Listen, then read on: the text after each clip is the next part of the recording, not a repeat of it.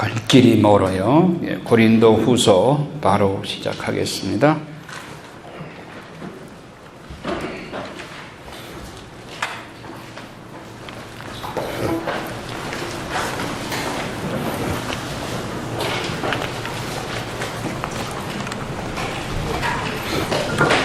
자, 아까 사도행전 20장 1절 마케도니아로 가려고 길을 떠났다.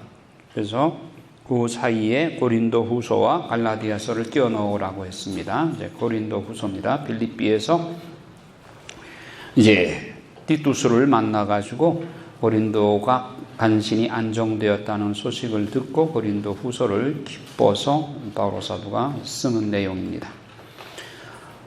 자, 배경 설명, 아까 다 얘기했는데, 이번에는 유다인들이 바울을 가짜 사도라고 소문을 퍼뜨리니까 사도권 문제를 제기해서 바울의 아픈 상처를 건드려서 바울은 참을 수가 없어서 다른 여행 계획을 무시하고 고린도를 방문했는데 그것이 가슴 아픈 방문이다.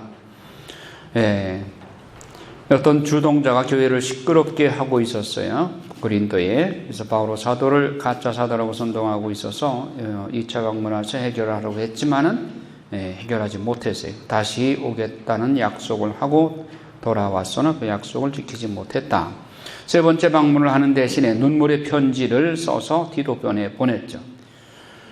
근데 에페소에는 데메트리오스 폭동 사건이 생겨서 바울은 에페소에서 거의 쫓겨나다시피 떠나게 되었어요. 그 디도를 기다리면서도 그가 도착하기 전에 에페소를 떠나지 않을 수 없었어요. 그래서 바울은 에페소를 떠나면서도 고린도 교회가 걱정이 됐어요. 그 디도가 눈물의 편지를 잘 전달했는지 또 세 번째 방문 약속을 안 지키고 디도를 대신 보낸 것에 대해서 어떤 반응을 고린도 교회에서 보이는지 눈물의 편지를 읽고 어떤 반응을 보였는지 이런 것이 궁금했어요. 그리고 주동자와 추종 세력들을 교인들이 어떻게 응징하였는지 소송 사건은 어떻게 되었는지 이런 게 궁금했어요. 이런 불확실한 상태에서 바울은 미틸레네를 거쳐서 아소스, 트로아스를 향해서 떠났어요. 트로아스에 가면 디도를 만날 수 있으리라고 생각했는데 트로아스에 도착해 봐도 디도가 오지 않았어요. 트로아스는 복음의 문이 활짝 열렸음에도 불구하고 바울의 마음속에는 온통 고린도 교회에 대한 걱정으로 가득 찼기 때문에 다음에 들리겠다 하고 바로 또 떠납니다. 마케도니아 쪽으로. 마케도니아 필리피에 가보니까 디도가 와 있어요. 그래서 필리피에서 디도를 만나서 고린도 교회 소식을 듣고 간신히 가라앉았다는 소식을 듣고 이제 고린도 후서를 쓰는 겁니다.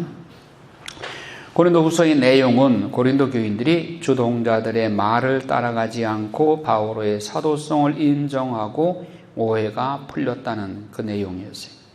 교회 분위기가 평정을 되찾고 디도를 환대하였다는 것이었어요.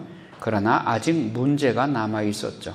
선동자들이 여전히 바울을 비난하면서 여행 계획을 바꾸는 변덕장이라고 바울 사도를 비난하는가 하면 바울은 추천서도 없이 일하는 사람이다. 원래 그 선교지에 가면 추천서를 가지고 선교사들이 누구 추천을 받아서 왔다 이렇게 증명서를 내보이는데 바울 사도는 그걸 안 가지고 왔다고 추천서 없이 일하는 사람 또는 돈을 받지 않고 가르친 것을 보면 실력이 없는 사람이란. 선교사들이 다 돈을 받고 이렇게 가르쳤는데 바울 사도가 돈을 안 받는 거 보니까 실력이 없어서 그러는 것 같다.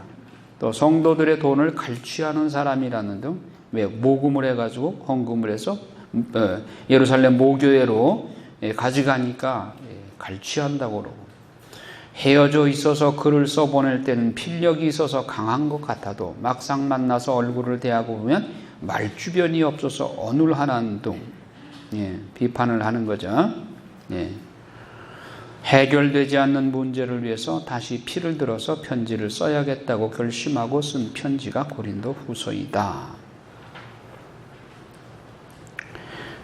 그러면 고린도 후서를 좀 봅시다. 자, 고린도 후서의 환난과 하느님의 위로, 또 고린도 방문의 연기, 고린도를 처음에 바오로 사도가 그들에게 약속하기는 에페소를 들려서 고린도에 들렸다가 다시 필리삐에 들려서 그리고 고린도에 다시 들리겠다고 약속을 했어요. 그 이유는 고린도에 갔다가 다시 필리삐에 갔다가 다시 고린도에 들리는 이유는 뭘까요? 한번 상상력을 동원해서 생각을 해보시죠. 왜 고린도를 2번 가고 필리삐를 또 들려서 굳이 또 고린도를 들리려고 할까요? 지금 어디에 간다고 그랬죠?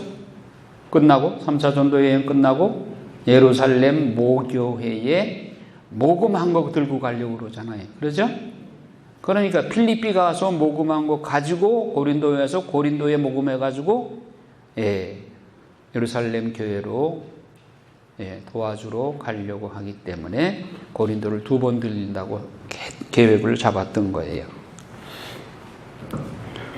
성경에는 그런 얘기가 나오질 않지만 그렇게 우리가 짐작할 수가 있어요. 근데 그 2번 고린도에 들린다고 하는 것을 생략을 하고 고린도에 들리는 것을 생략을 하고 에페소에서 마케도니아로 즉 필리삐에 갔다가 고린도에 들려서 돌아가는 그런 과정을 택했어요. 왜 그랬어요? 아까 무슨 방문을 했다고 그랬죠? 가슴 아픈 방문을 했다고 그랬죠. 그 가슴 아픈 방문은 원래 일정이 없던 거예요. 고린도전서를 보내고 순서대로 4번 이렇게 소위 에고 마고 이렇게 가기로 했는데 고린도에서 너는 가짜 사도야 뭐 이런 소리가 나니까 바오로 사도가 언짢아 좀 많이 마음이 상했죠. 그래서 예정에 없던 고린도에 직접 내가 방문하리라 가슴 아픈 방문을 했던 예정에 없던 방문을 했던 거예요. 그렇기 때문에 나중에는 고린도에 2번 가는 것을 생략하고 에마고로 바꾼 거예요. 그걸 가지고 또 변덕쟁이라고 그러는 거예요. 바오로 사도를. 자, 15절부터 읽어요. 이러한 확신이 있었기 때문에 나는 먼저 여러분에게 가기로 계획하였습니다. 그렇게 하여 여러분이 또 한 번 은총을 누리게 하고 싶었습니다. 곧 여러분에게 들려서 마케도니아로 가고 다시 마케도니아에서 여러분에게 갔다가 여러분의 도움을 받아 유다로 떠나려고 했던 것입니다.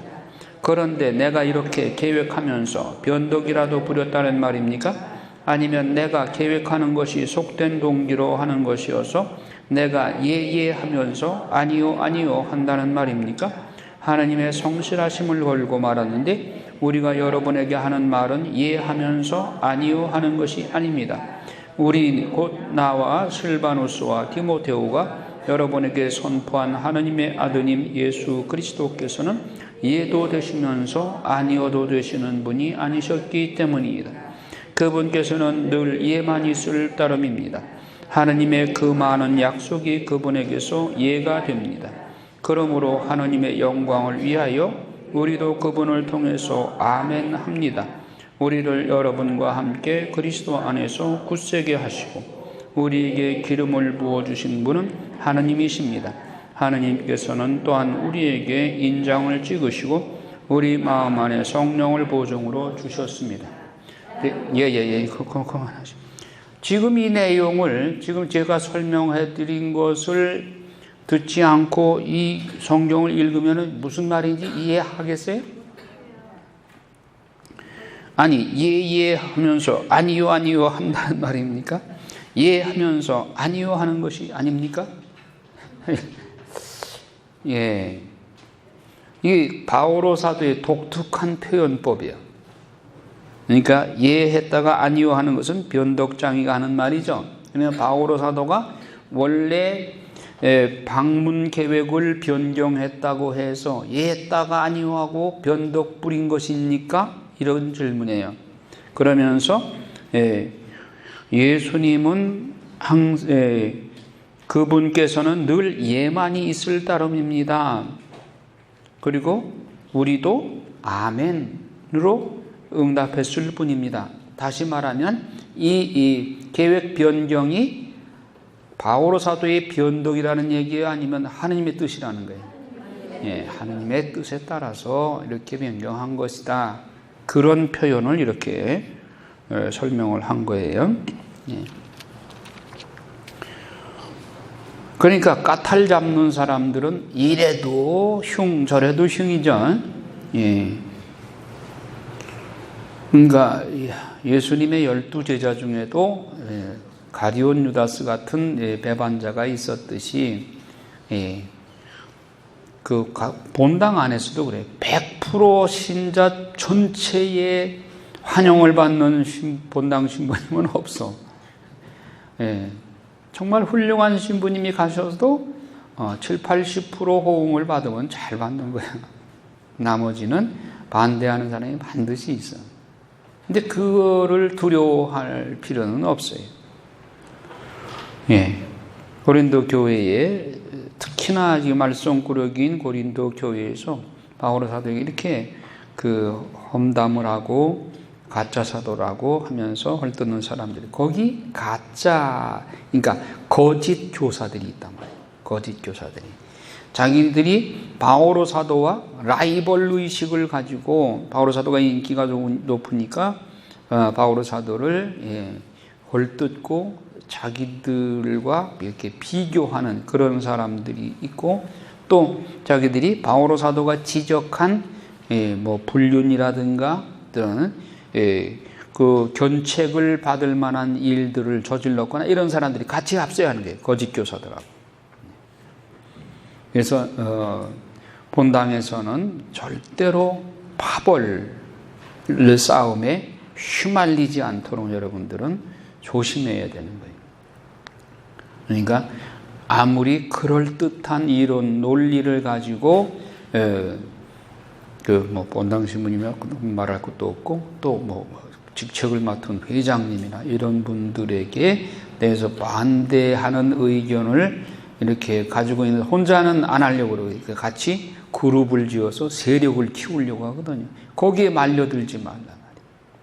우리는 예수님 바라보고 성당 나가는 것이지 누구 사람 보고 나가는 거 아니잖아요. 그러니까 파벌에 휘말리지 말라는 얘기예요. 자, 그 다음에 2장에 보면 자, 그래서 다시는 슬픈 마음으로 여러분에게 가지 않겠다고 결심하였습니다. 내가 여러분을 슬프게 한다면 내가 슬프게 한 사람 외에 누가 나를 기쁘게 할 수 있겠습니까? 내가 그런 편지를 써보낸 뜻은 내가 그리 갔을 때에 나를 기쁘게 해야 할 사람들 때문에 오히려 슬픔을 겪는 일이 없게 하려는 것이었습니다. 나는 여러분 모두를 두고 확신합니다. 나의 기쁨이 여러분 모두의 기쁨이라고 말입니다. 나는 매우 괴로운 답답한 마음으로 많은 눈물을 흘리며 여러분에게 그 편지를 써보냈습니다. 이 말뜻 무슨 말인지 알아듣겠어요? 알쏭달쏭하죠? 자, 그래서 다시는 슬픈 마음으로 여러분을 가지 않겠다고 결심했습니다. 내가 여러분을 슬프게 한다면, 여러분들을 책망해가지고 내가 슬프게 한다면 내가 슬프게 한 사람 외에 누가 나를 기쁘게 할 수 있겠습니까? 이 말씀이 뭐예요? 내가 여러분들을 슬프게 했다면 결국은 여러분들이 나를 기쁘게 해야 할 사람들인데 내가 여러분들을 기쁘게 해야 할 그 목적으로 가야 되는데 여러분을 지금 잠시 슬프게 했다면, 그래서 내가 이 편지를 써보낸 것이 잠시 여러분에게 슬픔이 됐다면 본 마음이 내가 여러분을 슬프게 할 목적으로 쓴 편지는 아니다. 여러분들의 잘못을 지적해서 잠시는 슬프겠지만 그러나 결국은 기쁨으로 돌아와서 나에게 기쁨을 돌려주기를 바라는 그것이 본 목적이다. 나는 여러분 모두를 두고 확신하노라. 나의 기쁨이 여러분 모두의 기쁨이라고 말입니다. 여러분 고름이 들었는데 애가 아프다고 해가지고 그냥 거기다가 반창고 붙여놓고 그냥 끝내면 어떻게 돼? 나중에 골마 터지죠? 그럼 골문 걸 어떻게 돼? 째고 고름을 짜내야죠. 째고 고름을 짜내는 그 아픔은 있잖아요. 그래야 생살이 돋아가지고 다시 건강을 회복하지. 고린도 교회가 지금 고름이 잔뜩 들어있는데 그걸 째는 슬픔을 내가 여러분들한테 안겨주었다. 그런데 내가 째서 네가 아파하는 거를 내가 그걸 취미 삼아서 그게 목적이 아니다 말이에요. 결국은 네가 건강을 회복해서 나에게 기쁨을 주는 것이 내 목적이다. 그러니까 지금 잠시의 수술하는 아픔, 그것은 결국은 여러분도 기뻐하고 그 기쁨이 나의 기쁨이 되기 위한 그 목적이다. 나는 매우 괴롭고 답답한 마음으로 많은 눈물을 흘리며 여러분에게 그 편지를 써보냈습니다. 이게 눈물의 편지가 바로 그런 목적으로 보냈다는 거예요. 잘못한 데에 대한 용서. 자, 그러니까 고린도 교회가 이제 잠잠해졌으니, 그리고 뭐 잘못한 사람이 회개하고 용서를 청했으면 이제 그 용서하자 그거예요. 누가 나를 슬프게 하였다면 과장없이 말해서 나만이 아니라 어느 정도는 여러분을 모두를 슬프게 한 것입니다. 결국 바오로 사도는 그 교회를 세운 사람이고, 바오로 사도가 뭐 마음이 아프게 됐다면 결국 고린도 교회 전체가 마음이 아픈 거예요. 그 사람은 여러분 대다수에게서 충분한 벌을 받았습니다. 그러니 여러분은 이제 반대로 그를 용서하고 위로해 줘야 합니다. 이게 사목자의 마음이죠. 회개하고 용서를 청하면 그에게 상처를 준 사람이라도 용서해야 되는 것이죠. 그래서 용서하라고 권유하는 거예요. 그 다음에 티또에 대한 불안. 사도행전은 안 나오지만 이 고린도 후서에서 티또의 소식을 초조하게 기다렸던 자기 심정이 그대로 나타나요. 읽어요. 12절. 전하로 트로아스에 갔을 때 주님께서 일할 수 있는 문을 나에게 주셨습니다. 그러나 나는 만나지 못하였으므로 마음의 안정을 찾지 못하여 그들과 작별하고 마케도니아로 떠났습니다. 그때 심정이 아까 설명한 대로 그렇게 초조했다 하는 것을 드러내죠. 자, 우리는 그리스도의 향기, 우리 그리스도의 향기라는 말 많이 쓰죠. 그래서 15절에 보면 구원받을 사람에게나 멸망할 사람에게나 우리는 하느님께 피어오르는 그리스도의 향기입니다. 멸망할 사람들에게는 죽음으로 이끄는 죽음의 향내로, 구원받을 사람들에게는 생명으로 이끄는 생명의 향내입니다. 우리는 성실한 사람으로 하느님의 파견을 받아 하느님 앞에서 또 그리스도 안에서 말합니다. 자, 여러분은 그리스도의 향기를 풍겨야 되죠? 그리스도의 몸을 영하는 여러분들이 이제 그리스도의 몸으로 변화돼서 그리스도의 향기를 풍기는 생활을 해야 되죠. 3장의 새 계약의 일꾼. 그래서 추천사가 필요하다고 주장하는 그 거짓 교사들, 그들에게 내가 말하노니 고린도 교우 여러분이 바로 나의 추천서가 아닙니까? 멋진 표현이죠. 우리의 마음에 새겨진 이 추천서는 모든 사람이 알고 있으며 또 읽을 수 있습니다. 여러분은 분명히 우리의 봉사직으로 마련된 그리스도의 추천서입니다. 너희들은 종이장 추천서를 가지고 왔지만 나는 내 심장에 그리스도의 사랑인 고린도 교우들이 내 심장에 새겨져 있다. 바로 이것이 그리스도의 추천서이다. 6절에 보면 하느님께서 우리에게 새 계약의 일꾼이 되는 자격을 주셨습니다. 이 계약은 문자가 아니라 성령으로 된 것입니다. 문자는 사람을 죽이고 성령은 사람을 살립니다. 새 계약은 여러분 가슴에 새겨진 새 계약이죠. 이거 어디에 또 나오던가요? 어디서 봤어요? 구약 성경에? 예레미야서. 봐요. 예레미야서.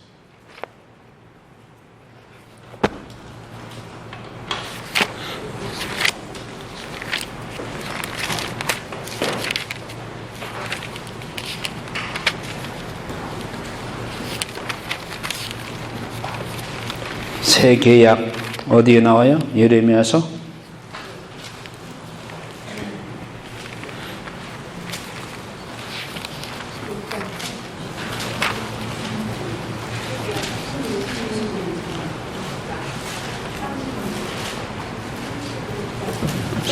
31장?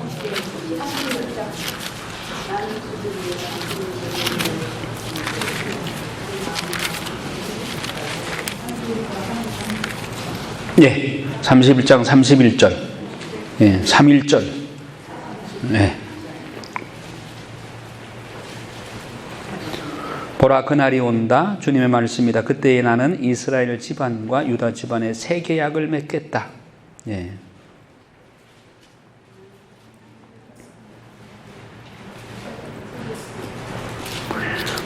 네, 이 새 계약은 바로 예수님께서 그 성체성사에서 세우신 새 계약을 말하기도 하고, 또 예레미야서의 앞에 11장에 보면 11장에 계약에 불충실한 자들에 대한 징벌, 여기서 또 계약에 관한 말씀이 나오죠. 예.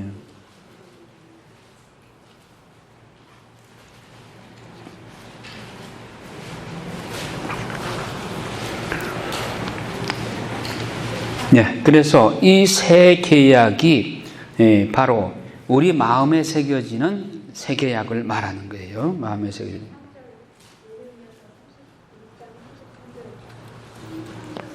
33절. 그들의 마음에 새 계약을 세워준다. 바로 그 계약인 거예요. 새 계약.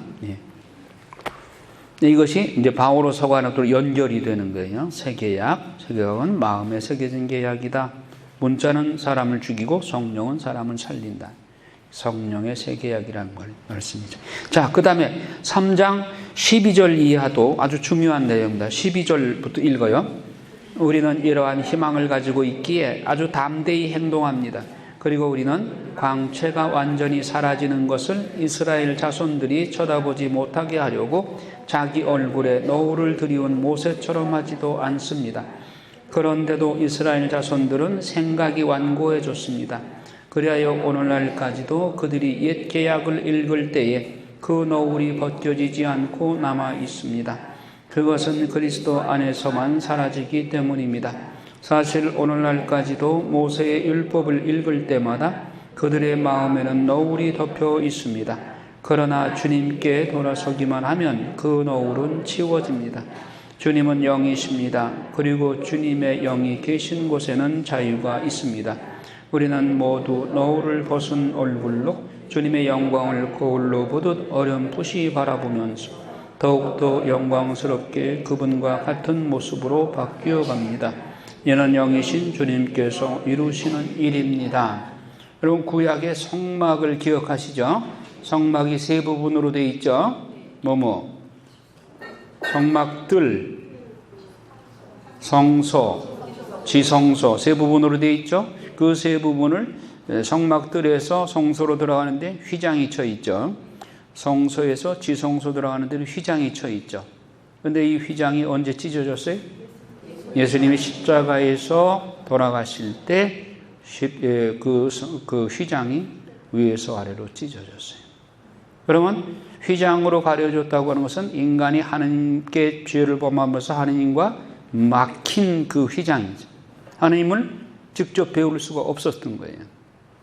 그런데 예수 그리스도가 십자가의 보혈을 흘려주심으로써 휘장이 찢어졌다는 얘기는 우리가 하나님과 직접 얼굴을 마주대고 볼 수 있다는 얘기죠. 예, 그러면 지금 모세는 하나님을 시나이 산에서 배울 때에 노울을 가렸죠. 하나님을 직접 뵐 수 없었기 때문에. 그런데 유다인들은 지금도 여전히 노울을 가리고 보기 때문에 예수님을 보지 못하는 거예요. 그러니 노울을 벗어버려라. 그러면 예수님이 보인다는 거예요. 예수님이 오심으로써 우리에게 그 노울을 치워주셨기 때문에 우리가 노울을 벗고 구약을 보면 누가 보여요? 예수 그리스도가 보인다. 구약 성경은 예수님이 오신다고 하는 준비서예요. 예수님이 오실 것이라고 하는 예고서예요. 구약은 신약의 그림자요, 신약은 구약의 실체예요. 그럼 실체가 오셨으니까 구약의 그림자는 치우고 또 노울을 벗어야만 예수님이 보이는 것이죠.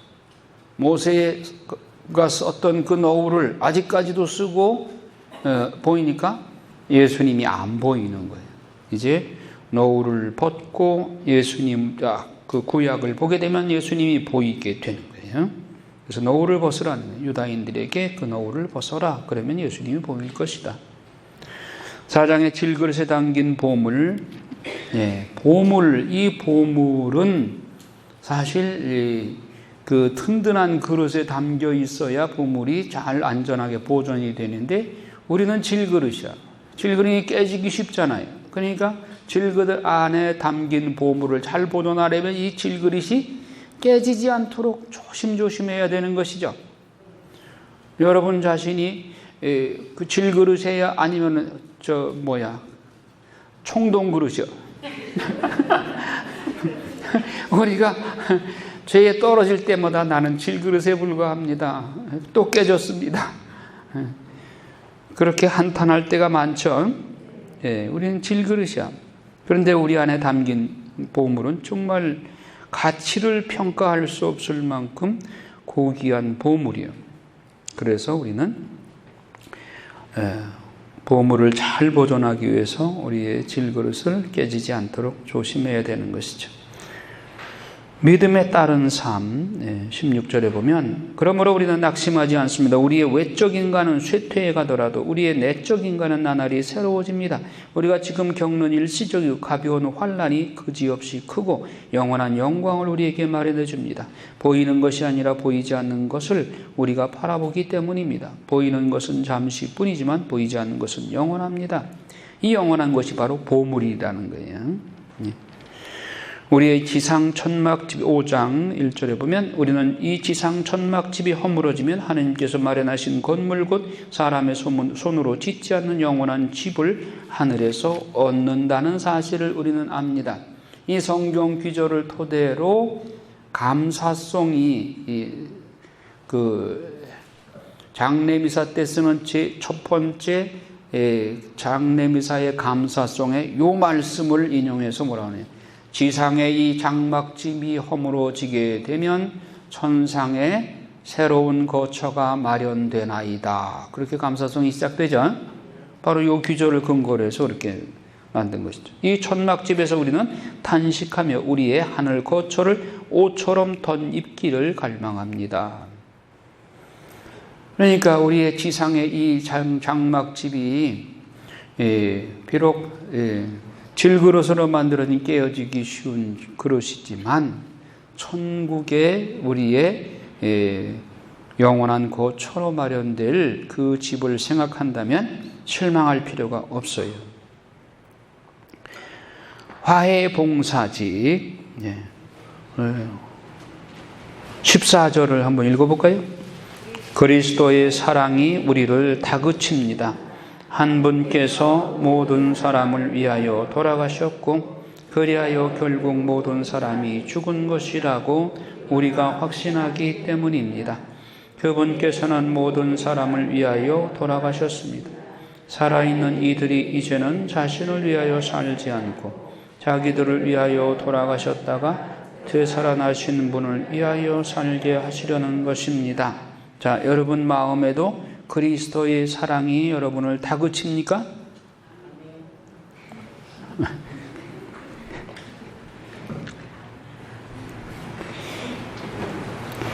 성경 공부를 하는 사람들은 그리스도의 사랑이 여러분에게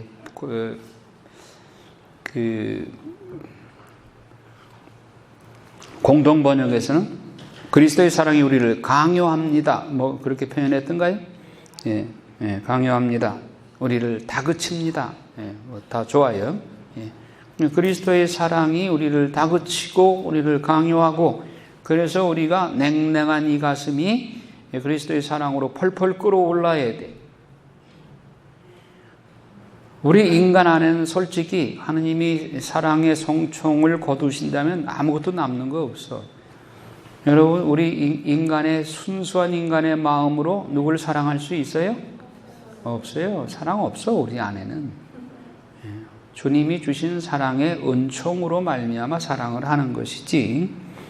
그렇다면 우리는 끊임없이 기도해야 되고 이 사랑을, 그리스도의 사랑이 우리 안에서 생활하도록 그렇게 주님께 맡겨드려야 되는 것이죠. 17절에 보면 그래서 누구든지 그리스도 안에 있으면 그는 새로운 피조물입니다. 옛 것은 지나갔습니다. 보십시오. 새 것이 되었습니다. 이 모든 것이 그리스도를 통하여 우리를 당신과 화해하게 하시고 또 우리에게 화해의 직분을 맡기신 하느님에게서 옵니다.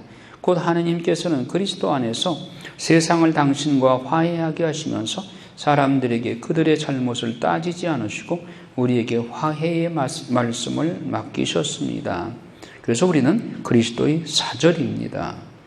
하나님께서 우리를 통하여 권고하십니다. 우리는 그리스도를 대신하여 여러분에게 빕니다.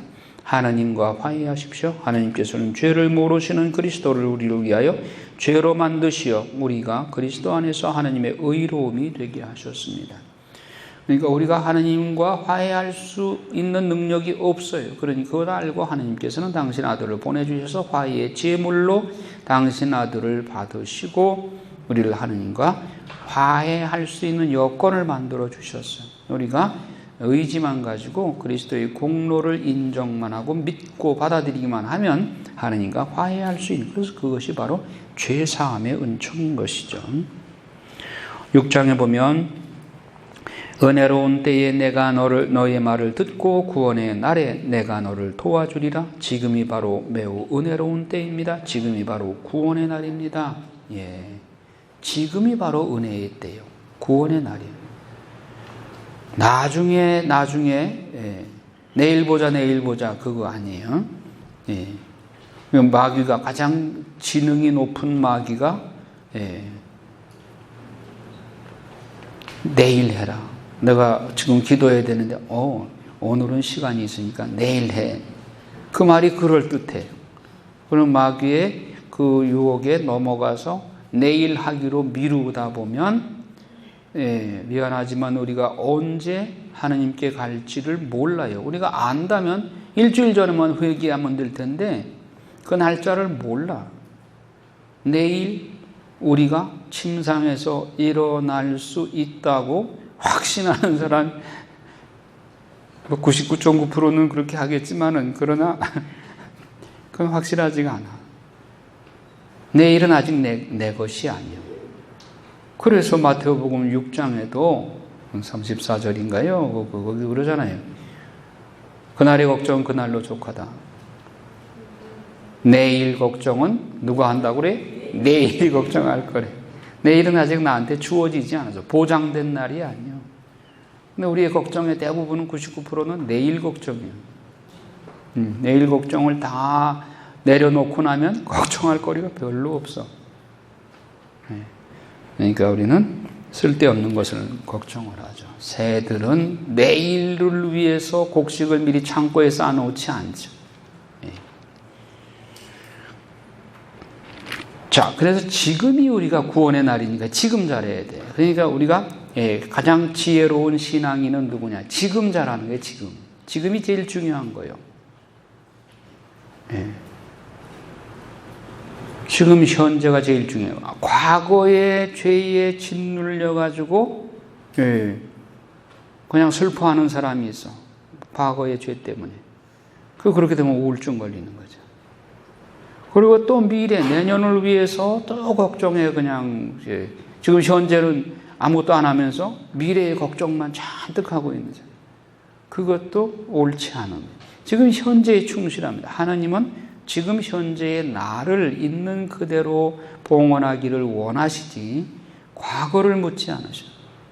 바오로 사도의 화두가 뭐냐? 과거를 묻지 마세요. 바오로 사도의 과거 예수님 반대하던 사람이었잖아요.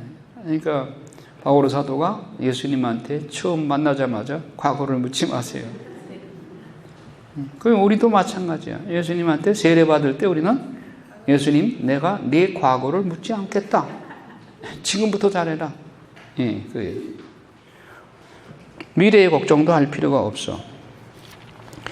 자, 그래서 우리는 살아계신 하느님의 성전이다. 자, 여러분들이 하느님의 성전임을 모르십니까? 여러분들이 하느님의 성전은 어떻게 해야 되는가에 대해서는 너무 잘 알고 계십니다. 그러면 내 마음이 항상 하느님의 성전다운가? 자문자답해 봐야 되겠죠? 내 마음이 하느님의 성전으로 항상 성전다 왔는가? 예. 자, 7장에 보면 회개에 대한 바오로의 기쁨. 예. 이거 이제 그 고린도 교회에 대해서 지금 고린도 교회가 바오로 사도를 아프게 해주었던 것. 결론은 뭐냐? 9절에 보면 이제는 내가 기뻐합니다. 여러분이 슬퍼하였기 때문이 아니라 슬퍼하여 마침내 회개하게 되었기 때문입니다. 바오로 사도가 고린도 교회를 책망한 목적이 뭐예요? 그들의 가슴에다가 그 상처를 후벼파기 위해서 그 목적으로 그 편지를 보낸 것이 아니라 당신들의 잘못을 지적하는 그 순간은 여러분이 슬퍼할 거예요. 그러나 그것은 목적이 뭐냐? 회개하고 그렇게 해서 회개하게 되기를 위해서 편지를 보낸 것이다. 그래서 여러분들이 슬퍼해서 마침내 회개하게 되었기 때문에 내가 지금 기뻐한다. 여러분은 하나님의 뜻에 맞게 슬퍼한 것이니 우리 때문에 손해를 본 것은 하나도 없습니다. 그러니까 바오로 사도가 그들을 책망했다고 해서 내가 미안하다 사과 안 해요. 너희들이 잘못은 하느님이 나를 보고 지적하라고 했고 그래서 하나님의 뜻에 맞게 여러분들에게 내가 지적을 해서 여러분들이 슬퍼한 것이니 그거 내가 잘못 아니다. 우리 때문에 너희들 손해본 거 없다. 하느님의 뜻에 맞는 슬픔은 회개를 자아내요 구원에 이르게 함으로 후회할 일이 없습니다. 그러니까 사목자는 책망할 것은 엄하게 책망을 하되 그것이 하느님의 뜻으로 하는 것이기 때문에 신자들한테 나중에 사과하고 그럴 필요가 없어요.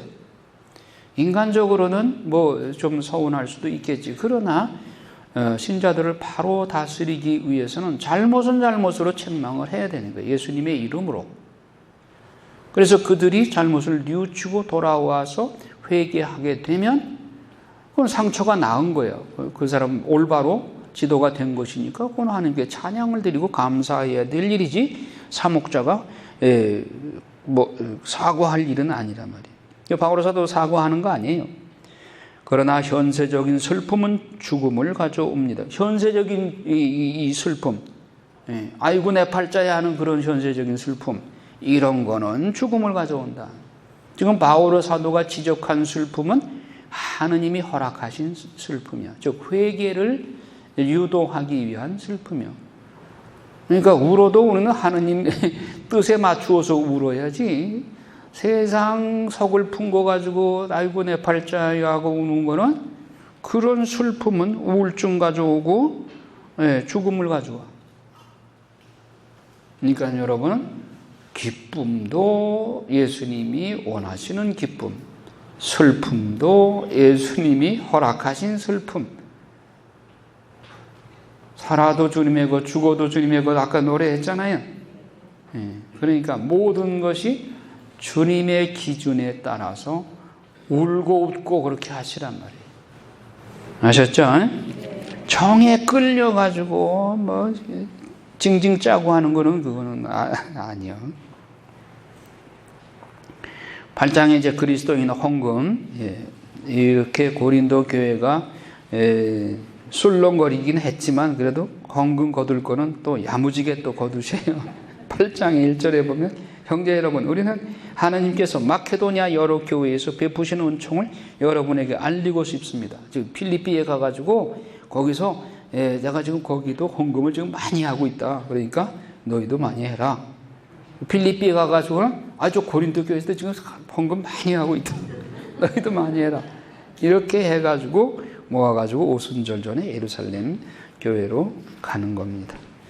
그 다음에 디도 일행의 파견 나오고 9장에 보면 형제들을 돕는 일, 10장에 자기의 사도직을 옹호하는 바로 이 사도권을 바오로 사도의 사도권을 부인하는 그런 여론이 있으니까 바오로 사도가 가장 그 아킬레스건이 이 사도권이에요. 바오로 사도는 항상 당신의 사도권에 대해서 말하자면 좀 컴플렉스가 있잖아요. 12사도단에 속하지도 않았지. 그리고 예수님 믿는 사람들을 박해하는 선봉에 섰었지. 스테파노 돌로 쳐 죽이는데도 또 찬동을 하고 있었지. 그런 과거가 있기 때문에 사도권에 대해서 늘 다른 사람들이 의문을 제기할 때 그게 가장 마음에 걸렸어요. 그래서 바오로 사도가 자기 자신의 사도권에 대해서 변호를 하는 겁니다. 스스로. 그러니까 바오로 서간의 시작은 내가 하느님으로부터 성소를 받았고 예수 그리스도로부터 직접 파견을 받아 온 나 바울로가 이 편지를 쓴다 하는 말을 거의 모든 서간에서 다 밝혀요. 베드로 서간이나 야고보 서간에 내가 예수님으로부터 파견받았다 그런 말을 썼어요? 안 썼어요. 그분들은 이미 예수님의 12사도단으로 당당하게 인정받았기 때문에 그런 설명이 필요가 없어. 그러나 바오로 사도는 늘 가짜 사도니 뭐 이런 사도권에 대한 의문을 제기하는 사람이 있기 때문에 바오로 서간의 대부분의 내가 예수님으로부터 우리가 하나님으로부터 파견받았다는 것을 밝혀요. 그만큼 바오로 사도 가슴에는 자기 사도권에 대한 정당성을 인정받고 싶었던 거예요. 그냥 바오로 사도는 인간적으로 굉장히 고독했어. 그런 면에서. 그리고 12사도들도 다 성인이지만 그러나 인간적인 요소들을 전혀 배제할 수는 없죠. 12사도들이 바오로 사도를 볼 때 열심히 일하기는 하고 또 똑똑하고 말도 잘하고 그러기는 하는데 우리 12사도는 끼지 못해. 우리는 예수님하고 3년 동안 한솥밥 먹었어. 그런데 예수님하고 밥 한 끼라도 먹었어? 이런 속마음이 어찌 없었겠어요? 아무리 성인이라도. 성인 밑에 순교자 난다는 말 들어봤어요? 네, 성인 밑에 순교자 난다는 말이 있어요. 그러니까 성인들 간에도 서로 항상 성인들끼리 서로 화목하고 그렇게 했느냐? 그 안에서도 또 라이벌 의식이 있어가지고 서로 네가 높으니 내가 높으니 그런 경쟁을 성인 되기 전까지 한단 말이에요. 그런 마음이 전혀 없을 수가 없어요. 그러니까 바오로 사도는 12사도와는 아무래도 괴리감이 있고 늘 혼자서 뛰었어. 그리고 그 고독이 늘 어떻게 보면 예수님과 더 가까워지게 했죠.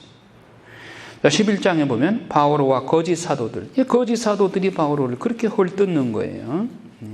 그러니까 바오로 사도가 그들에게 대해서 내가 어리석다고 치고, 자기 자랑하는 것은 어리석은 사람이죠. 소위 자기 자식 자랑하고 자기 집안 자랑하고 하는 사람들을 팔불출에 들어간다 그러죠. 그래 안 그래? 요즘은 그런 속담이 없어졌나? 그런데 바오로 사도가 자기 자랑을 지금 어리석다고 치고 내가 팔불출에 들어간다고 치고 내 자랑 좀 하겠다. 왜? 나를 자꾸 거짓 사도라고 그러니까, 가짜 사도라고 그러니까.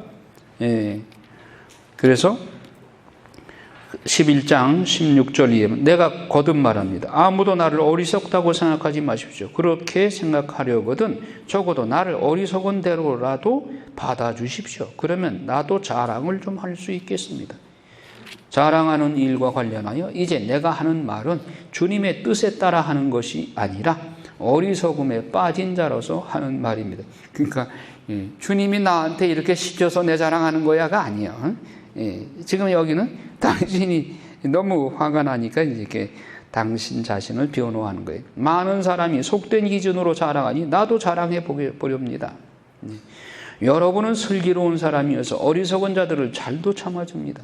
사실 누가 여러분을 종으로 부려도, 누가 등쳐먹어도, 누가 휘어잡아도, 누가 거드름 피워도, 누가 얼굴을 때려도 여러분은 참아줍니다. 이게 무슨 얘기예요? 거짓 사도들, 거짓 그 교사들이 여러분들한테 바오로 사도 가짜 사도야 하면서 자기들 그 틀린 교리를 가르치는데 여러분들은 참 잘도 받아준다. 내가 그렇게 정성 들여 정통 교리를 가르치고 예수님으로부터 파견되고 예수님으로부터 계시받은 말씀들을 전해주는데 너는 그것도 쉽사리 버리고 거짓 교사들 말에 너무나도 잘들 따라간다. 예. 부끄럽게도 나는 이 말을 해야 하겠습니다. 우리는 너무 약해서 이런 짓까지는 못하였습니다. 그러니까 거짓 교사들이 그 교활한 그런 태도, 우리는 부끄럽게도 그런 짓은 못하겠다. 그러나 누가 감히 자랑한다면 어리석음에 빠진 자로서 말하는 것입니다만 나도 자랑해 보렵니다. 읽어요. 그들이 히브리 사람입니까? 나도 그렇습니다. 그들이 이스라엘 사람입니까? 나도 그렇습니다.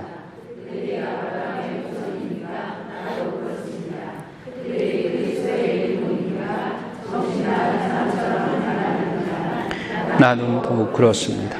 나는 수고도 더 많이 하였고 옥살이도 더 많이 하였습니다. 매질도 더 지독하게 당하였고 즐거움도 당하였습니다. 마흔에서 하나를 뺀 매를 유다인들에게 5차례나 맞았습니다.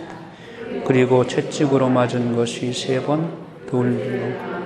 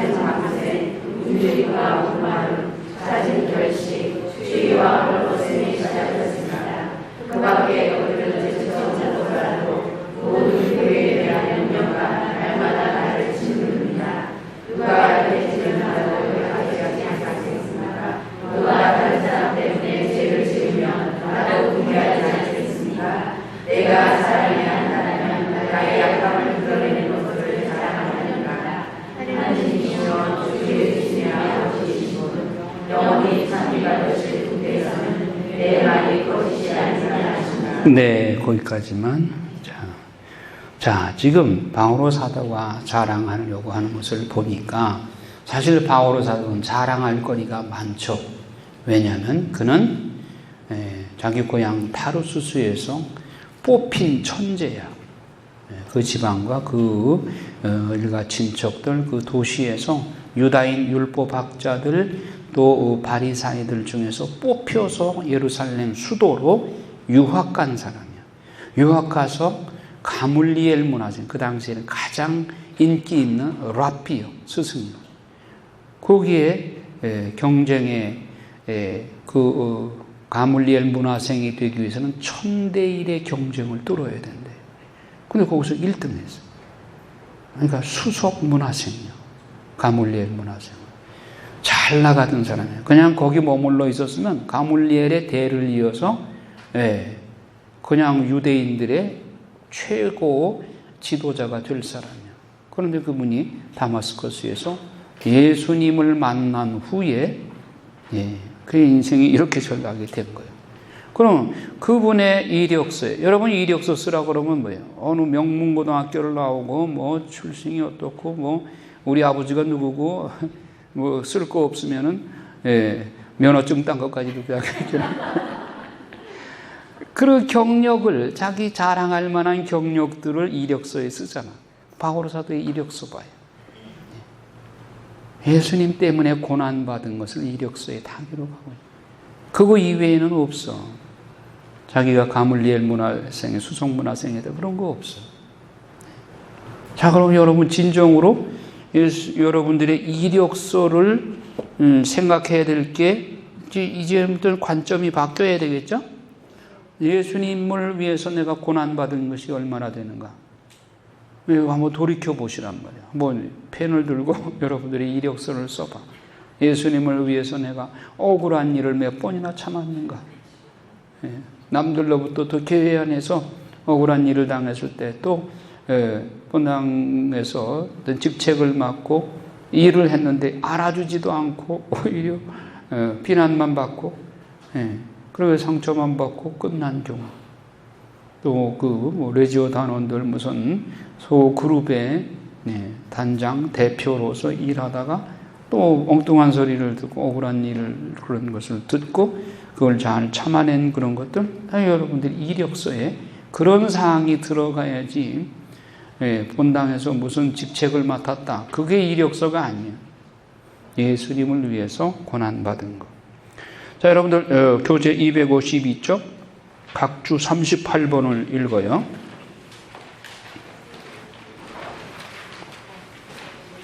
바오로 사도의 이력서. 히브리 사람, 이스라엘의 아브라함의 후손, 그리스도의 일꾼, 다른 사도들보다 더 많은 수고와 옥살이, 매질도 지독하게 당하였고 죽을 고비도 자주 넘겼음.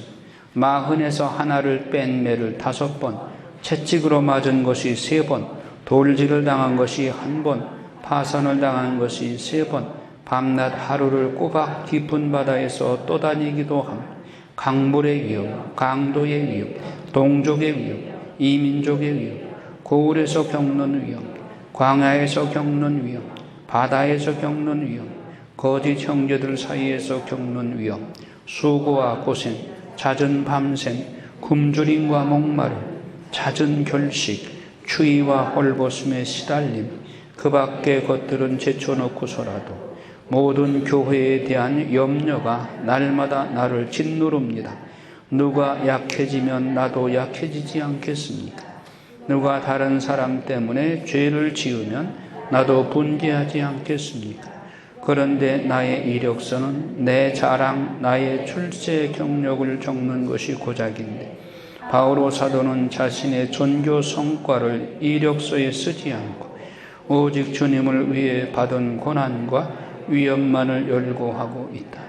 나는 과연 예수님을 위해 얼마나 고난받았는지를 돌아보고 그 내용을 이력서에 기록해보자. 그러면 여러분들이 신앙 간증을 할 때에도 여러분들의 관점이 바뀌어야 될 것 같아요. 어디 가서 전교를 몇 명을 영세를 주고 내가 대자가 몇 명이고 대녀가 몇 명, 그런 것이 이력서에 들어갈 것이 아니라 바오로 사도의 이 고난의 경력들, 정말 쓰나미처럼 이 중에 한 가지, 바오로가 당했던 한 가지 사건만 나한테 돌아와도 나는 바짝 손들어 쓸 그런 일들이 완전히 그런 일들이잖아요.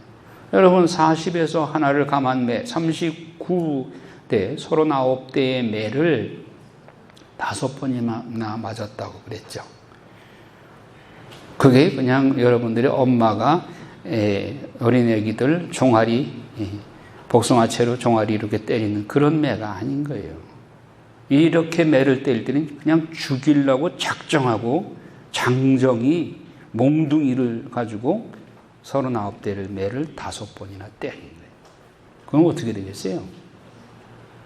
온 몸이 완전히 만신창이가 되는 거죠. 그래서 바오로 사도의 인상착의가 어떠했느냐? 대머리에 배짱 마른 키에, 또 작은 키요, 배짱 마른 몸에 다리가 안짱다리로 구부러졌대요. 매를 많이 맞으면 이렇게 구부러진대요. 안짱다리였대요. 그런데 이게 고린도 후서를 쓸 때가 AD 56년경이요. 바오로 사도가 언제 치명했어요? 67년경에 순교했어요. 그럼 10년이 아직 남은 거예요. 그럼 그 10년은 평탄했을까요? 이거 곱빼기로 더 험난한 고난이 겪었던 것이죠. 그건 기록이 아직 안 된 거예요, 여기.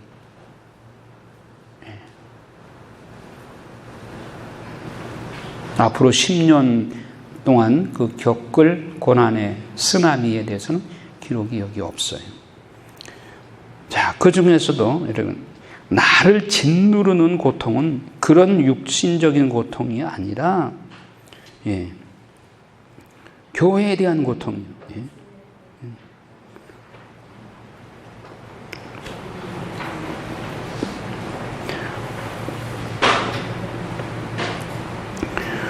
모든 교회에 대한 염려가 날마다 나를 짓누릅니다. 당신이 세우신 교회에서 이런저런 소식이 들려올 때 그 교회에 대한 걱정, 이것이 나를 짓누른다. 예수님의 마음이죠.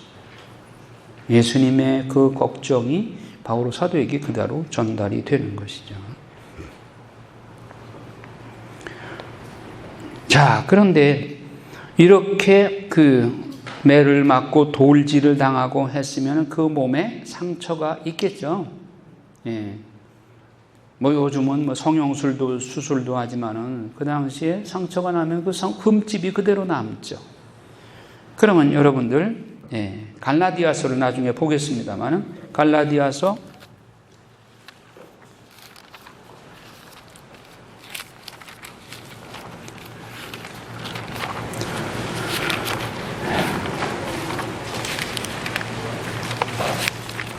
6장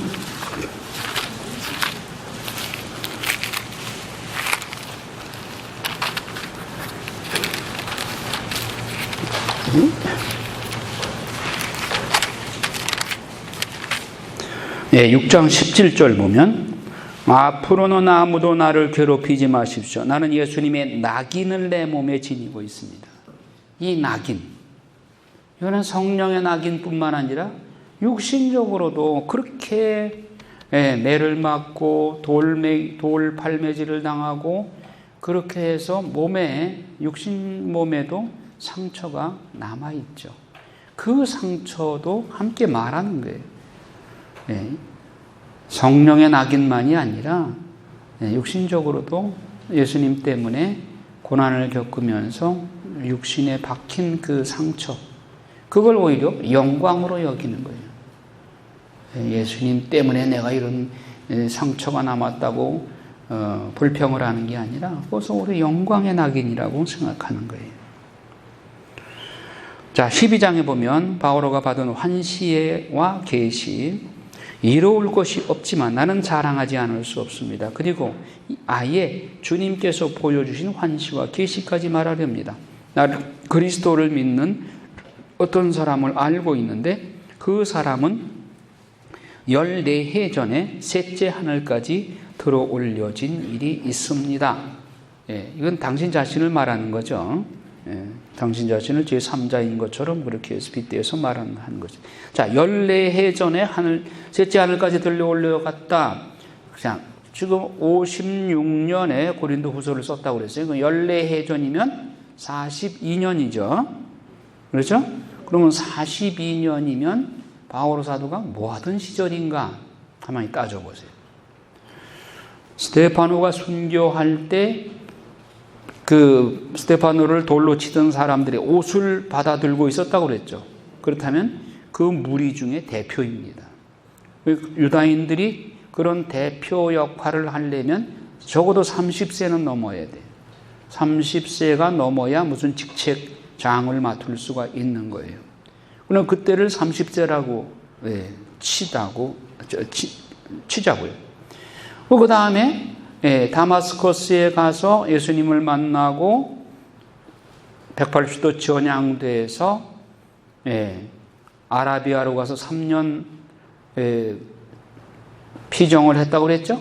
그러고 나서 예루살렘 12사도들을 만나서 바르나바와의 소개로 12사도들로부터 이방인 선교에 관한 그 허락을 받았죠. 그런데 유다인들이 그걸 알고 막 소요를 일으키니까 잠잠해질 때까지 당신 고향에 가서 쉬시오. 그 시간이 10년이죠. 적어도 10년이요. 그러면 아까 아라비아 사막에 3년, 타로스에서 10년, 13년이 흐른 거예요. 그러면 아까 30세에서 13년이면 43세. AD 43. 그 바오로 사도가 출생이 AD 1년이라고 봐요. 그러면 43세 될 때까지 타르수스에서 아니면 안티오키아 교회에서 바르나바하고 사역할 때요. 그 어간에 삼층천에 올라간 모습을 예수님이 보여주신 거예요. 그 시기가 고난의 시기였죠. 자, 타르수스 고향에서 유다인 율법 교사로서 장래가 촉망하는 유학생으로 예루살렘에 유학을 보내놨더니 얼마 만에 돌아오기를 예수쟁이가 되어가지고 돌아왔어요. 그러면 바오로 사도는 집안이 명문 집안입니다. 왜? 그 집안이 로마 시민권을 가지고 있어요. 로마 시민권을 가지고 있다고 하는 건 아주 귀족이에요, 귀족. 그런 지체 높은 그런 집안에서 바오로 사도가 그 당시에 사람들은 예수 믿는 사람들을 사교 집단이라고 봤죠. 사교 집단에 물들어 가지고 고향에 금이 환영한 게 아니라 낙향했어. 그러니까 그 부모들이 우리 집안 먹칠한다고 바오로 사도를 얼마나 나무래고 또 전향시키려고 애를 쓰고 때로는 진짜 몽둥이 찜질까지 했겠죠. 그러니까 몽둥이 매맞은 게 거기서도 고향에 타르수스에 가서도 10년 동안 그러면서 얼마나 무시천대를 받고 그 타르수스라는 도시가 뭐 넓은 도시겠어요? 그 뭐 시민들이 다 알지. 저 뭐 예루살렘에 갔다가 뭐 그 장래가 촉망되는 랍비의 그 수제자로 그렇게 살아다가 또 갑자기 사이비 종교에 빠져가지고 저 모양이 됐다고 다시 돌아왔다고. 그 업신여김 당하고 멸시천대 받고 할 때 가장 고난을 받을 때 예수님께서 야, 네 자리는 저 3층 천에 내가 마련해 놨어. 너무 힘들어도 잘 참고 인내해라. 여러분, 고난 중에 예수님이 위로해줘요? 아니면 잘 나갈 때 위로해줘요? 잘 나갈 때는 예수님 보이지도 않아. 이렇게 극도의 고난을 당할 때 예수님께서 3층 천까지 내 자리가 이 자리다라고 보여주시는 거예요. 여러분, 3층 천이 높아요? 1, 2층이 높아요? 1, 2층 없는 3층이 있나요? 그러니까 천국에 1, 2, 3층이 있다면 그에 대칭적으로 지옥도 1, 2, 3층이 있죠. 지옥에서 탈출하다 그 책에도 보면 3층 지옥까지 있죠. 자, 그래서 가장 높은 층 3층 천까지 바오로 사도를 보여주신 거예요. 그런데 내 몸에 가시가 있어서 이 가시를 빼달라고 3번이나 기도했는데 하나님께서 내 은혜가 내게 충분하다 하면서 들어주시지 않으셨어요. 그러니까 모든 기도를 다 들어주시는 것이 아니라 바오로 사도 같은 분도 이렇게 기도를 할 때 이 기도는 안 들어주셨어요. 그 가시는 결국 바오로 사도를 끝까지 겸손하게 다듬기 위한 하나의 도구로 하나님께서 허락을 하신 것이죠. 그래서 나는 그리스도를 위해서라면 약함도 모욕도 재난도 박해도 역경도 달갑게 여깁니다. 내가 약할 때 오히려 강하기 때문에. 약할 때 강함 되시는 주님. 이 신비를 여러분들 깨달으시기 바라요. 내가 강하게 설치면 예수님이 숨어버리시. 내가 약할 때 또 약하다고 호소할 때 주님께서 일하십니다. 고린도 교회에 대한 염려, 또 13장의 마지막 경고와 인사, 이렇게 해서 고린도 후서를 받고 갈라디아서로 넘어갑니다.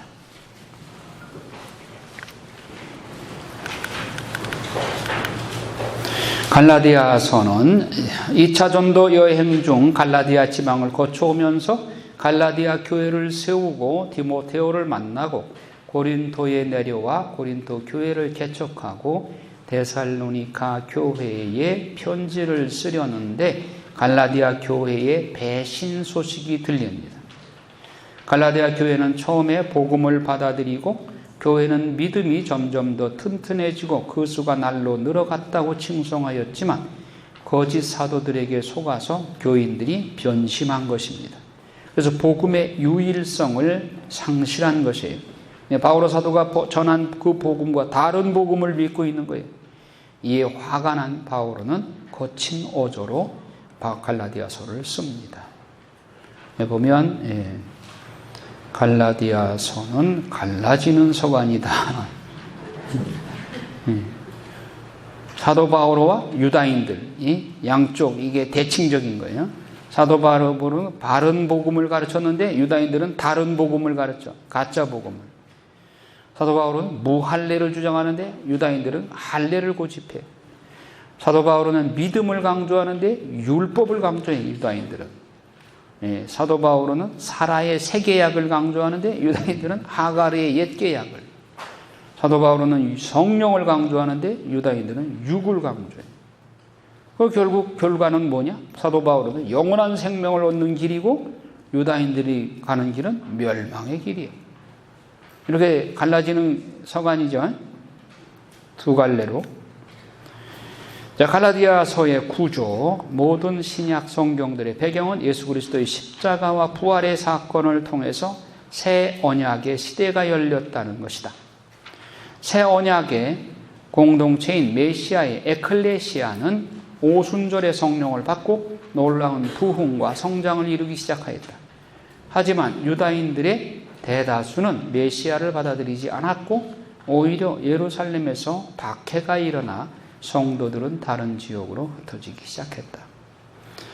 그러나 가장 획기적인 사건으로 여겨졌던 것은 이방인들에게 이 복음이 전해지고 고르넬리오 사건을 통해서 유대인 성도들 사이에 이방인에게도 복음이 전해진다는 사실을 깨닫게 하는 계기가 되었다. 그 후에 바오로와 바르나바와 같은 이방인의 사도들이 세워져서 이방 선교가 본격적으로 진행되어서 많은 이방인이 에클레시아 교회가 세워졌다. 자, 그런데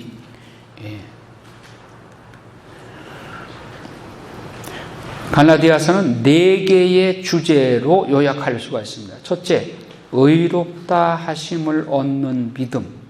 하나님께서 의롭다고 여겨주시는 그 믿음. 둘째, 믿음을 통해 나타나는 사랑. 셋째, 성령을 따라서 행함. 넷째로 새 언약 시대의 율법의 성취. 자, 예수님께서 십자가의 죽으심을 통해서 우리를 죄에서 구속하신 것은 우리를 이 악한 세대에서 건지시기 위함이다. 다시 말하면 우리의 인격과 삶 전체를 악에서 구하고 거룩하게 하기 위해 그리스도께서 죽으신 것이다. 따라서 위의 4가지 요소들은 모두 신자들을 거룩함으로 이끄는 것과 긴밀하게 연결되어 있다. 믿음은 우리를 그리스도께서 우리 안에 사시는 것과 관련된다. 사랑은 육체의 일과 반대되는 성령의 열매이다. 성령의 9가지 열매에 사랑이 먼저죠. 성령은 우리를 육체의 소욕을 따라 살지 않게 한다. 율법은 사랑의 계명과 성령의 인도를 따라 가득 채워지고 성취되므로 그 하나님의 말씀으로 우리는 거룩하게 된다.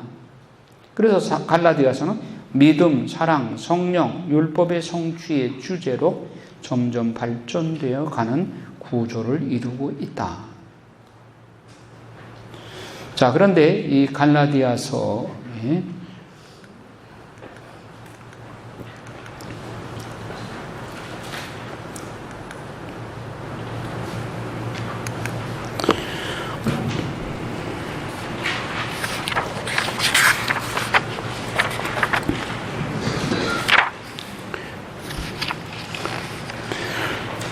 아까 말씀을 드렸듯이 갈라디아서가 언제 쓰여졌느냐에 대해서 2가지 학설이 나뉜다. 교재에 256쪽을 보면 북갈라디아설과 남갈라디아설이 있다.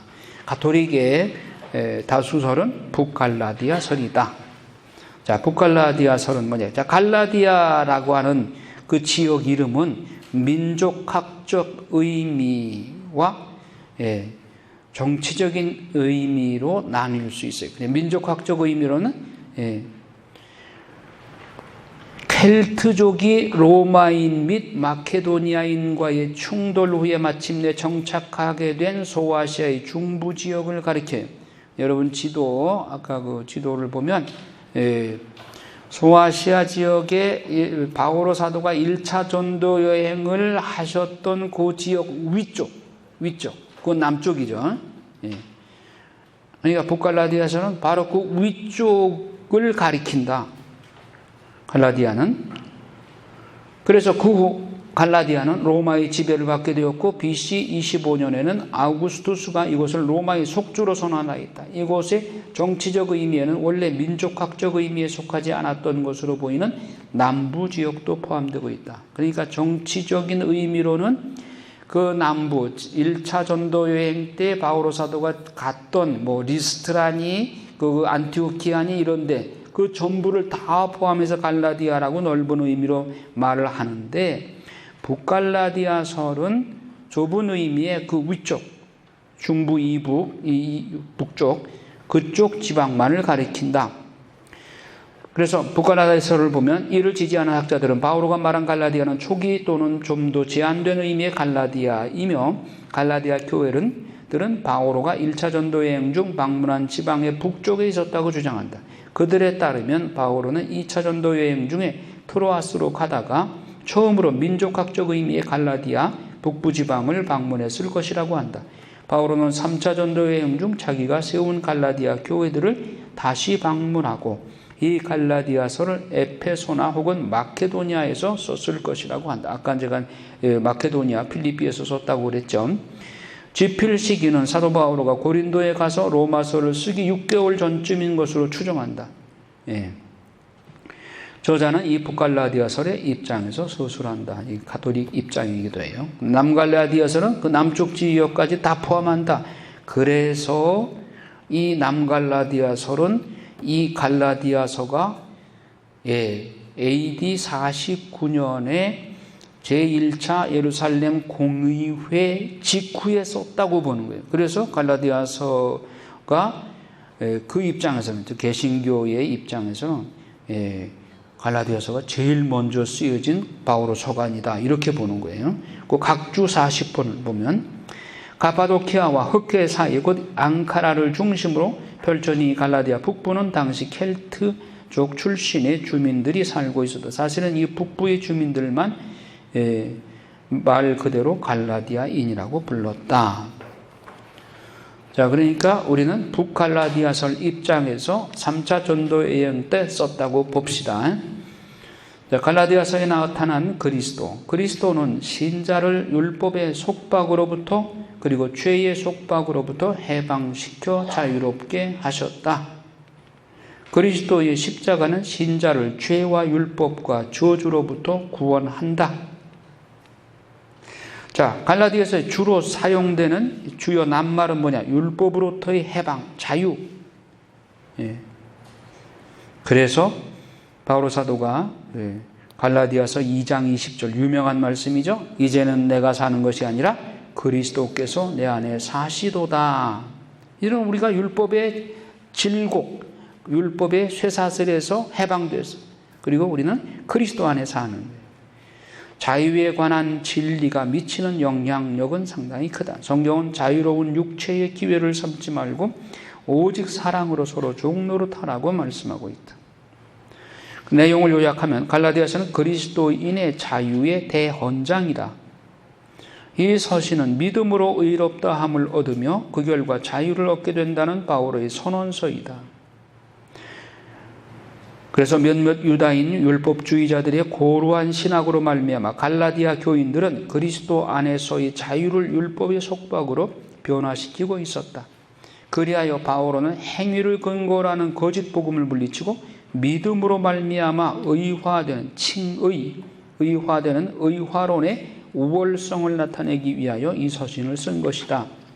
갈라디아서와 로마서에서 말하는 바오로 사도의 의화론은 뭐냐? 요체가 우리는 어차피 율법을 다 지킬 수가 없어.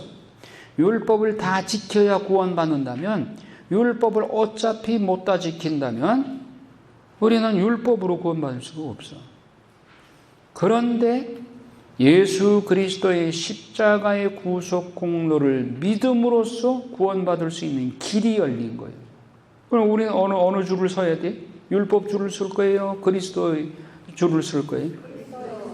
그리스도의 믿음의 줄로 서야 된단 말이에요. 그러니까 우리는 율법을 지킴으로써, 행함으로써 구원받는 것이 아니라 믿음으로써 구원받는다. 믿음의 실체는 예수 그리스도의 십자가의 구속 공로, 이걸 믿음으로써 구원받는다. 그러나 우리가 여기서 교의 신학에서 우리의 구원은 그리스도께 대한 믿음으로 구원받지만 그것은 필요 충분 조건이 아니라 일단 믿음으로써 구원을 받기는 받아요. 그러나 완전한 구원은 우리가 성화됨으로써 완전한 구원에 이르게 되는 거예요. 그러니까 already but not yet. already는 믿음으로 우리는 이미 구원의 대열에 들어섰어요. 그러나 but not yet. 그러나 아직은 완성되지 않았어요. 성화되어야만 완성되는 거예요. 그러니까 예수 그리스도를 믿기만 하면 다 천국 가느냐? 그게 아니라 믿기만 하면 지옥불을 일단 면하기는 해. 예수 그리스도를 믿기만 하면. 그러나 성화되어야만 천국 시민권을 손에 쥐게 되는 거예요. 그러니까 구원의 문턱에는 들어섰지만은 그러나 구원의 그 티켓, 천국 시민권을 받으려면 아직 성화가 되어야 되는 거예요. 마귀 속성을 가지고 그대로 천국 갈 수는 없잖아요. 마귀 속성을 다 빼야지. 자, 그래서 여기서는 이제 바오로 사도의 그 의화론의 핵심은 우리는 어차피 율법은 다 지킬 수가 없어. 율법으로 구원받는 것이 아니라 믿음으로 그리스도가 십자가에서 이루어 놓으신 그 그리스도의 구원 업적을 믿음으로써 구원받는다. 그것이 핵심 내용인 거예요. 자, 그래서 은혜의 복음에 관해서 말씀하고 또 사도 바울의 의화론의 초급한 자기 소개로서 사도권의 정당성을 격한 어조로 설명을 한다. 그리고 믿음으로 의롭다 칭함을 받은 아브라함. 아브라함이 행함으로써 의롭게 여겨지게 됐느냐? 아니요, 믿음으로. 그 창세기 15장 6절에 아브라함의 믿음을 보시고 하나님께서 의롭다고 여기셨다. 그렇게 나오죠. 그러니까 의화론의 최초의 근거 규절이 창세기 15장 6절인 거예요. 그러면 그 아브라함의 믿음을 의롭다고 여기셨는데 그것은 율법에 의한 할례를 받기 전이요. 할례와도 무관한 거예요. 우리는. 자, 율법과 믿음의 관계. 믿음이 오기 전과 온 후 어떤 차이가 있느냐? 믿음이 오기 전에 우리는 율법의 메인 존재이었다. 율법은 초등교사의 역할처럼 죄를 깨달아 그리스도께 인도하는 역할을 한다. 믿음이 온 후에는 율법의 기능이 끝나고 그리스도를 믿는 사람은 율법과 상관없이 유다인이든 헬라인이든 하느님의 자녀가 되어 인종이나 민족, 남녀노소, 신분상의 차별이 없는 존재가 되었다. 그러니까 율법은 믿음이 오기 전에, 즉 예수 그리스도가 오기 전에 한시법적으로 구약시대에 하느님이 주신 한시법인 거예요. 그리고 율법은 우리에게 무슨 목적으로 주셨느냐? 너희들 죄가 무엇인지를 깨닫게 하기 위해서 율법을 주신 거예요. 율법을 주기 전에는 뭐가 죄인지도 몰랐어요. 율법을 주시니까 그 율법 규정 살인하지 말라. 그러면 살인이 이게 죄가 되는 거구나. 간음하지 말라. 도둑질하지 말라. 도둑질하면 죄가 되는구나. 이거를 율법을 주심으로써 비로소 깨닫게 된 거예요. 그 율법의 역할은 죄가 무엇인지를 깨닫게 해주기 위해서 주신 거예요. 그런데 그것을 다 지킬 수가 없어요. 인간의 한계 때문에. 그런데 예수님이 오셔서 인간이 감당할 수 없는 것을 예수님이 십자가에서 당신의 보혈의 공로로 우리의 빈문서를 청산해 주시고 단지 그분의 십자가의 구속 공로를 믿기만 하면 예수님의 그 공로를 얻어 입을 수 있게 해주신 거예요. 따라서 예수 그리스도가 오시고 믿음의 시대가 왔으니 더 이상 율법에 매일 필요가 없는 거예요. 이것이 바로 갈라디아서의 핵심 내용인 의화론인 거예요. 그래서 종의 멍에를 다시는 매지 마라. 종의 멍에는 뭐예요? 율법의 멍에죠. 그리고 하갈과 사라의 비유 마찬가지입니다. 사라는 믿음의 새 언약의 우월성을 말하는 것이죠. 성령에 따라 사는 삶. 그래서 5장에 보면 성령의 열매에 대해서 나오고 그 성령의 열매를 맺는 생활을 해야 된다. 육체의 일과 성령의 열매에 관해서 육체의 일은 음행, 부정, 방탕, 술수, 반목, 질시, 분노, 이기심, 분열, 파당, 술취함, 환락 이런 것들인데 반면에 성령의 열매는 사랑, 기쁨, 평화, 인내, 친절 이쪽이죠. 예. 그래서 그리스도의 법을 성취하여라. 그리스도의 십자가 밖에는 우리가 자랑할 것이 아무것도 없다. 그래서 자신의 몸에 예수님의 낙인을 자랑거리로 삼고 그리스도의 십자가만을 자랑 삼는다고 바울은 말씀하고 있어요. 그래서 그리스도께서 우리를 죄로부터 해방하기 위하여 율법으로부터 자유를 주셨으니 그리스도께 대한 믿음 안에 굳세게 서서 다시는 종의 멍에를 매지 말라고 말씀하신 거예요.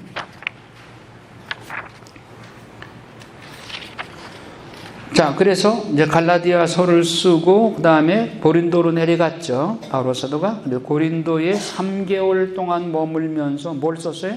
로마서를 썼어요. 그러니까 갈라디아서에서 갈라디아서를 일명 앵글리 레터, 아주 굉장히 화가 난 격정적인 표현이 많아요. 그 예를 들면 1장 6절에 보면 읽어요. 그리스도의 은총 안에서 여러분을 불러주신 분을 여러분이 그토록 빨리 버리고 다른 복음으로 돌아서다니 나는 놀라지 않을 수가 없습니다.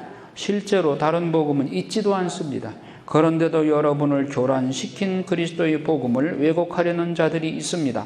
우리는 물론이고 하늘에서 온 천사라도 우리가 여러분에게 전한 것과 다른 복음을 전한다면 저주를 받아 마땅합니다. 우리가 전에도 말한 바 있지만 이제 내가 다시 한번 말합니다. 누가 여러분이 받은 것과 다른 복음을 전한다면 그는 저주를 받아 마땅합니다. 아주 격한 표현들을 많이 쓰셨죠. 예. 바울 사도가 이 편지를 쓰면서도 이게 설마 장차 성경에 들어갈지는 생각을 못하고 그냥 화가 나는 대로 막 쓰신 거예요. 그러니까 앵글리 레터예요.